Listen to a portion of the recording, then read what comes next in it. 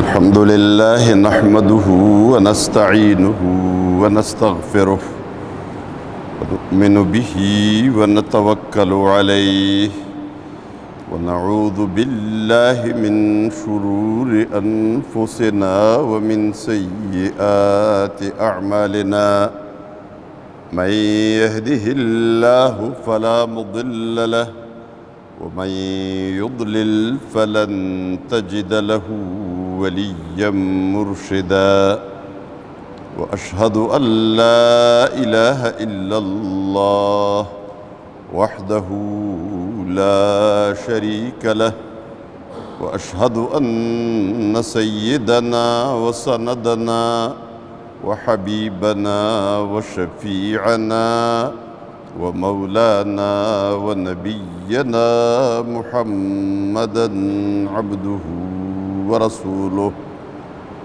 أرسله بالحق بشيرا ونذيرا وداعيا إلى الله بإذنه وسراجا منيرا أما بعد فأعوذ بالله من الشيطان الرجيم بسم الله الرحمن الرحيم ومن يبتغ غير الإسلام دينا فلن يقبل منه وهو في الآخرة من الخاسرين رب اشرح لي صدري ويسر لي أمري واحلل عقدة من لساني يفقه قولي سبحانك لا علم لنا إلا ما علمتنا إنك أنت العليم الحكيم اللهم صل على سيدنا محمد وعلى آل سيدنا محمد كما صليت على سيدنا إبراهيم وعلى آل سيدنا إبراهيم إنك حميد مجيد ډېر محترم او عزتمندو مشرانو همزولو کشرانو رونو اسلام یو صفا سوتره دین دی او دین زمونږ د ژوند ټولې لارې مونږ ته ښودلي دي چې قرآن کریم کې الله فرمایي که د مؤمنانو وینا سره وقد هدانا سبلنا الله تبارک وتعالی د ژوند په ټولو لارو کې زموږ رهنمایي کړې ده او داسې صفا سوتره دین چې داسې دین په دې دنیا کې کم از کم د دې مثال نشته یعنې مونږ نه پیژنو چې داسې یو قانون دی بل موجودي چړته چې په هغې کې د داسې جامعیت یي څنګه چې په اسلام کې دی نو زمونږ کامیابي هم صرف او صرف په دې کې ده او یوازې داسې کامیابي نه چې دا زمونږ ژوند چې کامیاب شي الله ته به څه پیدا وشي زمونږ خپل ژوند خوشحالي د خپل ژوند اطمینان او سکون او ټینشن فری ژوند هغه په اسلام کې دی نبی کریم صلی الله علیه وسلم د یو ځل څه کسان د مؤمنانو کې یو کس راغی او هغې تپوس وکړو چې انا نسمع من یهود احادیث افترا ان نکتب بعضها مونږ د دې یهودو نه څه ښې خبرې اورو ستاسو اجازت دی چې مونږ هغه د ځان سره نوټ کو ویلي کو رسول الله صلی الله علیه وسلم ته فرمایل غصه شو د غصې اثرات راښکاره شو امتهوکون انتم کما تهوکت اليهود والنصارى لقد جئتكم بها بيضاء نقيا تاسو هم د خپل دین په باره کې داسې سرګردان او پریشانه یې څنګه چې یهود او نصارا سرګردان او پریشانه دي هغې ته خو سلار نه میلاویږي نو کله یو ځای نه کله بل ځای نه کله څه کله څه نو کله څه ښه خبره پکې راشي او کله پکې ورانه اوسې ګډ وډ سرګردان او پریشان دي نو تاسو هم هغسې سرګردان او پریشان یې لقد جئتكم بها بيضاء نقيا ما خو تاسو ته صفا سوتره دین راوړی دی لیلها که نهارها داسې دین چې د هغې شپه د ورځې په شان روښانه ده، یعنې څه حکم پټ نه دی پکې، څه خفي خبره پکې نشته. مونږ چې خپل اصل دین پرېښودو که نو بیا په توهماتو ورپسې شو، په واهیاتو. د قرآن کریم ته جبت او طاغوت ویلی دي د شیطان په لارو باندې، او په داسې وهمیاتو داسې څه خبرې، کله د جناتو نه یریږو، کله د بلاګانو نه یریږو. د څه بلا اوس پر لچاس لیدلی نه چې دا څه شی دی، لیکن د بلا یو تصور دی او د هغې نه دی یریږي. کله د سوري نه یریږي، دا پې سوری شوی دی، او کله د څاروو نه یریږي او کله د مرغانو نه یریږي. دا ولې؟ د اسلام کلکه او مضبوطه عقیده پرېښوده. نو کله چې د اسلام عقیده پاتې شي او په الله باندې توکل ختم شي، نو د هغې نه پس بیا د مخلوق نه یره شروع شي. د خالق نه چې نه یریږي، نو بیا به د مخلوق نه یریږي. د یو ذات نه یره شروع کا، د زرګونو د یرې نه به بچ شي. د یو ذات اطاعت شروع کا، د زرګونو د اطاعت نه به خلاص شي. د یو پرستش شروع کا، د زرګونو د پرستش نه به بچ شي. خو چې د یو پرستش دې پرېښودو، نو د زرګونو په عبادت او پرستش کې بیا لګیا شوې. د یو نه نه یریږي، نو اوس به د زرګونو نه یریږي. نو د یو نه یره اختیار کړه، د یو الله نه، چې د زرګونو د یرې نه بچ شي. هغه به د حفاظت وکړي، او دا نور د حفاظت نشي کولی. او دا عقیده وساته چې د دې ټولې دنیا د قسمت فیصلې او د دې د تقدیر فیصلې الله په خپله کړي دي. نو دی ورپسې شي، وایي چې پالګر له به ورشمه چې د لاسونو لکیرې مې وګوري. لاسونو کې کرښې دي که نه، دا لاسونو دا کرښې چې وګوري چې زما قسمت ښه دی که خراب دی، او په قسمت کې مې څه دي. او په دې فوټپاتونو باندې پروفیسر صاحب ناست دي. تاسو کله دته پته نشته پروفیسر څنګه جوړیږي؟ دا پروفیسر تا ته پته شته چې پروفیسر جوړیږي، نو هغه ته څومره مرحلې تېرې کړي. نو دا په 10 روپۍ باندې پال ګوري، او پروفیسر صاحب دی، او تاله شنې موټرې درکوي، بنګلې درکوي، غټې غټې بنګلې محلات درکوي، جایدادونه درکوي، او په خپله په سوري کې د کېناستو ځای هم نشته. تاله موټر درکوي، په خپله جامې هم نشته چې واغوندي. او د دنیا د قسمتونو معلومات د ده سره ورسره دي، او خپل قسمت یې دغه دی. نو دی هغه ته کیني، ته ما له پال وګوره، دا د قسمت لکیرې وګوره که نه. اچا ویلی دي، وایي چې د چا لاس نه وي، نو د هغه قسمت به چړته وي. د هغه هم قسمت وي چې لاس یې نشته، قسمت یې شته. د رزق فیصلې دا الله تبارک وتعالی ستا د پیدایش نه مخکې لیکلي دي. ماشوم کې لا روح نه راغلی، نطفه لاړه شي د مور رحم ته، نو ملک راشي، فرشتې راشي، باقاعده ولیکي پیدا کیږي که نه به پیدا کیږي، مخلقه ده که غیر مخلقه ده، نو ولیکلی شي.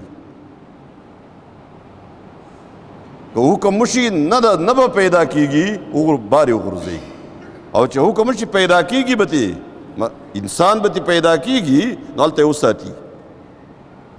عمر به څومره وي دومره به وي، ژوندی به ځي که نه مړ به ځي، ژوندی به ځي. دنیا کې به عمر څومره وي دومره به وي، رزق به څومره وي دومره به وي. دا ټول هر څه ولیکلی شي. نو ته اوس د قسمت په کرښو پسې ګرځې په لاسونو کې. دې ته وایي توهمات. دا چې کله سړی وهمي شي، او چې کله موږ وهمیان شو که نه، نو بیا شروع کړه کارغه راته نارې وهلې، نو داسې ښکاري څه چل کېدو والا دی. نو په دیوال باندې کارغه چې کینی که نه، نارې وایي. نو کارغه نارې ولې وایي؟ تاسو ته پته ده کارغه وږی شوی وي، که چېرته څه ور واچې وخوري، نو دې دپاره چغې وایي. نو دی وایي کارغه نارې د دې دپاره وهي زما لالی را روان دی. په کورونو کې زنانه بس په دیوال کارغه کېناسته او نارې ووهلې، نو بس زما خاوند مسافر دی، هغه را روان دی.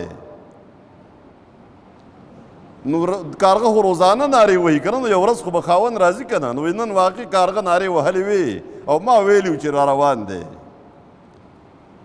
نو ستا خاوند به یو ورځ راځي او هغه روزانه ستا نه د خوراک څه غواړي، ته څه ور واچوه چې وخوري، نو بیا به غلی شي. دی وایي نه، دا د دې لپاره نارې وهي، دا د الله د تقدیر فیصلې د کارغه د نارو تابع نه دي. تقدیر الهي دا د دنیا د پیدا کېدو نه مخکې 50,000 کاله مخکې دا هر څه لیکل شوي دي. نو د تقدیر لیکلو والا فرشتې قلم دې ته نه دی په انتظار کې نیولی چې کارغه نارې وهي که نه وهي. د قرآن کریم د حدیث کې نبی کریم صلی الله علیه وسلم پر لا طیرته، دا بدپالي چې په مارغانو باندې نسي دا نشته. کله په مارغه باندې پال ګوري، کوتره ساتلی بل مارغه ساتلی، دا به د دې نه لفافه راوچته کړي، د مشرکینو به غشي اچولي و هغه به یې پرې راوچتول. نو چې کومه یو شی در راوچتو لکه دی پوهېږي په دې باندې. نو د الله تقدیر کارغانو ته نه دی حواله، دا بدپالي تا نیولې ده. او بیا سپیروالی وی نحوست دی. نحوست په څه کې دی؟ په انسانانو کې نحوست دی. په پلانی باندې مې نظر پرېوته، زما ټول کار خراب شو. پلانی ښځه باندې مې نظر پرېوته، ټول کار خراب شو. او وایي پخوا زمانه کې به داسې و، دا اوس د کلو کې اوس هم بعض ځایونو کې شته، خو اکثر ختم شو. دا پایپ لاین راغی او د اوبو سیستم پایپ دغه چې څومره دغه دی دا وشو اریګیشن والا. نو زنانو به د چینې نه منګي وړله او هغې کې به اوبه راوړې کور ته. نو ظاهره خبره د یو طرف نه به دا منګی تش وړي، بل طرف نه به یې ډک راوړي. نو دی به د کوره راووته، زنانه به یې ولیده چې تش منګی به ورسره و، واپس به کور ته لاړ. څه کار دپاره به روان و که نه، وی تش منګی مې ولیده، بس زما کار نه کېږي، خراب شو. دا د الله تقدیر دی منګي ته په انتظار ده چې ته راوځې تش یې نه که ډک یې نه. نو ستا تقدیر بالا لیکلی کېږي، دې ته وایي وهمیات. پلاني سړي باندې مې نظر پرېوته، دا سپیره دی. پلانی ورځ ده، نو دا د ورځ سپیره ورځ ده وایي، ورځې سپیره نه دي. او نه څه شی سپیره دی، نه منګی سپیره دی، او نه انسان سپیره دی. او دی چې وهمیان شو که نه، وهمونه شروع شو. نو وهم کې بیا څه دي؟ ښایسته کور جوړ کړي، ښایسته کور، دروازې ښایسته، پرنټ وایي ښایسته به جوړی. نو ښایسته پرنټ یې جوړ کو او د پاسه به د غوایي دا مردار ښکر راوړه، دی پې د پاسه ولګول. دا ولې؟ چې نظر پې ونه لګي. نو نظر خو بیا هم لګي. او کله کله د غوایي ښکر یوازې نه وي، تاسو سپیاکه پېژنئ که نه، د غوایانو د څارو د غوښانو نه سپیاکې جوړوي. نو په دې ښایسته دروازه باندې سپیاکه ځوړنده کړي. دا ولې؟ چې نظر ونه لګي پې. نو تا چې د بدنظرۍ نه د بچ کېدو دپاره سپیاکه ځوړندې او ښکر پې بره نصب کې، نو جوړی ولې؟ دا ښایسته ولې جوړه؟ خو مه یې جوړوه که نه بیا. چې جوړه کې او بیس خاکې او خرابې او مرداري راولي د پاسه بګدي، نو جوړ ښایسته جوړوه د سره مه که نه. او بیا که دې ته نظر لګي، نو اصل خو دا انسان دی که نه، دی خراب نشي، ده ته تکلیف ونه رسي، نقصان ونه رسي. نو دا سپیا که زه خپلې غاړې ته واچوه. او دا د غوایي ښکر چې مردار ښکر دی، دا په خپل سر کېږدوه چې خلک د نظره نه کړي، ځکه ته هم ښایسته یې که نه، انسان خو ښایسته دی. دا توهم پرستي. دا نن سبا پکې یو بله خبر میاشت شروع شوې ده که نه، د سفرې میاشت ده. وایي د سفرې میاشت منحوسه میاشت ده، سفر به پکې نه کوئ، ګرځې څه کارونه به پکې نه شروع کوئ، واده به پکې نه کوئ. نو تاسو وایئ دا ورځې چې الله پیدا کړي دي، دا میاشتې، دا سپیره نه دي پیدا کړي. او که دا سپیره وی که نه، د ټولو خلکو لپاره به سپیره وي. بیا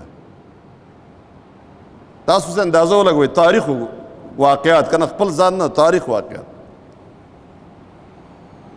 په کم ورځ باندې چې د موسی علیه السلام په مقابل کې په فرعون باندې عذاب راغی او په دریاب کې غرق شو، د هغه دپاره دا ورځ سپېره وه. لیکن د موسی علیه السلام دپاره څنګه وه؟ د هغه دپاره د کامیابۍ ورځ وه، دشمن هلاک شو. نو که ورځ سپېره وی بیا خو به د دواړو دپاره وی که نه. د لوط علیه السلام قوم چې لوط علیه السلام یې ډېر زیات تنګ کړی و، د لوط علیه السلام په قوم عذاب راغی، د لوط علیه السلام دپاره دا ورځ د کامیابۍ ورځ وه. نحوست کو د هغې دپاره و. او زمونږ په دې معاشره کې درنه ستا کره غم شوی دی، نن بچې مړه دی، پلار مړه دی، ښځه مړه ده، مور مړه ده، وغیره وغیره غم شوی دی. لیکن په دغه ورځ باندې د بل چا کره واده دی، خوشحالي ده. نو که ورځ سپېره وی خو د هغه دپاره به هم سپېره وه که نه. او تا نن په کاروبار کې تاوان کړی دی، نو تاسو وی یاره چې د نهې ورځ وه که نه، موږ د نهې ورځ سپېره یي، د الله پناه غواړو د دې نه. په کاروبار کې هم تاوان وکړو، د نهې په ورځ مې کار شروع کړو. لیکن نن بل چا چې کار شروع کړی دی، لسو کسانو نور ستا په خوا کې شروع کړی و، هغوی کامیابي حاصله کړې ده، هغوی خو غټه ګټه کړې ده. نو که ورځ سپېره وی خو هغه به ګټه نه کوله که نه. نو سپېروالی ستا سره دی، نو خپل سپېروالی په ورځو مه ورړوه، په ورځو باندې. دا په دې ورځ کې ما کار شروع کړو، نو ځکه د سفر میاشت هېڅ کله سپېره نه ده.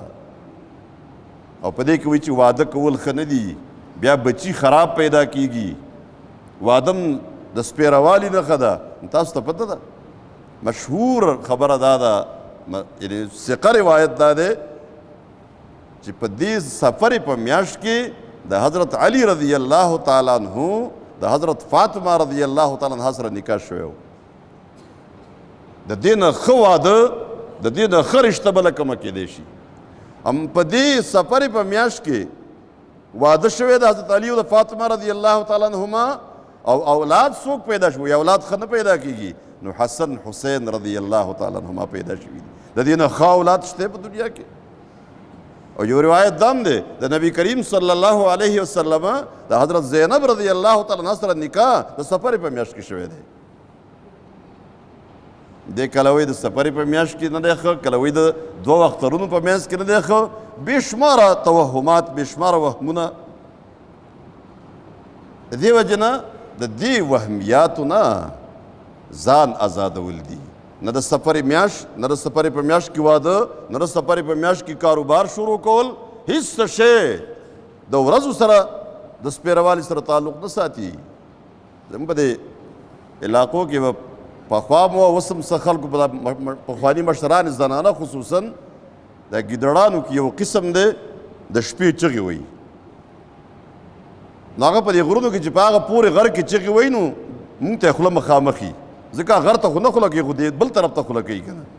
نو اواز یې راځي د شپې. مونږ به ورته بګوه ویله، دې خلکو ته وایي د دیرو دې علاقو کې ورته بګوه وایي، خو هغه لومبړی چغې وباسي. نو دې وایي چې لومبړې چغې ووالې ده ته، نو بګوه نارې وهي، نو تنور د مایرې راغستې دا ورته ور واچوئ په خوله کې، ځکه که دا دې ور وانچولې سار له به ناجوړی بیا. نو په کلي کې چې به څوک هم یو کس خو دې زموږ په دې 5 سیکټر کې نن سهار بیګا خلک جوړو، سهار څومره خلک را پاڅېدلي، څو کسان، یعنې ته 2 3 4 10 شل به وي چا سهار ناجوړه و، ته به وله چا په سر دوړو، څه چل خو و که نه، هډوکي خوږېدل، خېټه خرابه شوې وه، بې شماره بیمارۍ. وایي دا دی که نه بیګا تا ګورې ایرې ورچولې وي، هغه دا ایرې خو مې نه وي ورچولې، بس ځکه ناجوړه شوی که نه. نو د ناجوړه کېدو او د جوړېدو د الله د تقدیر چې کوم حکم دی دا د ګیدړې تابع دی، د لومبړې تابع کو الله. د تقدیر فیصلې د لومبړو تابع نه دي.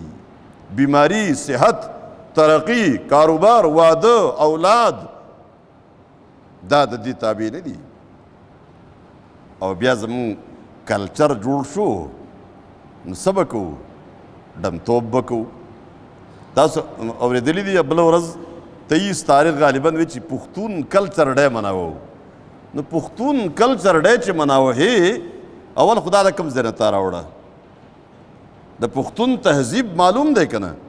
د پښتنو ټول یو تاریخ دی او تاریخ معلوم دی. چې د پښتون تاریخ د اسلام تاریخ دی. د پښتنو کم نیکه کافر نه دی پاتې شوی. تاسو نه شئ ویلی چې د پښتانه کم زیاده راغلي دي نو ته چې وړاندې نیکه معلومه نو مسلمانو.